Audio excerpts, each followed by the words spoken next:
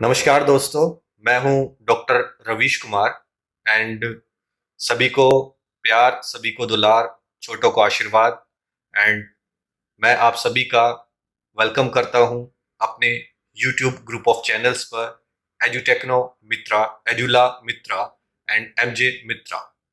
ये हमारे 3 group YouTube channels हैं जिनका अलग अलग पर्पस है, एजुकेशन का, लॉ का और एंटरटेनमेंट का।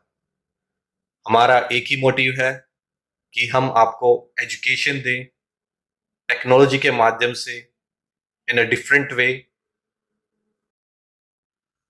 अगर अभी तक आपने मेरे चैनल को लाइक, कमेंट एंड सब्सक्राइब नहीं किया है तो आप अभी मेरे चैनल को, यूट्यूब चैनल यानी एडुटेक्नो मित्रा को लाइक, कमेंट एंड सब्सक्राइब कीजिए and I will share my knowledge with you in a proper way. मैं आपको बताऊंगा वो सब जो एक कॉमन मैन, एक आम आदमी अपने डॉक्टर से पूछना चाहता है, जानना चाहता है कि यह कैसे हुआ, क्यों हुआ और इसको कैसे डायग्नोज किया जा सकता है, उसे कैसे ट्रीट किया जा सकता है। अगर आप भी चाहते हैं ये सब कुछ जानना तो लाइक करें, कमेंट करें, सब्सक्राइब करें my YouTube channel Edu Techno Mitra.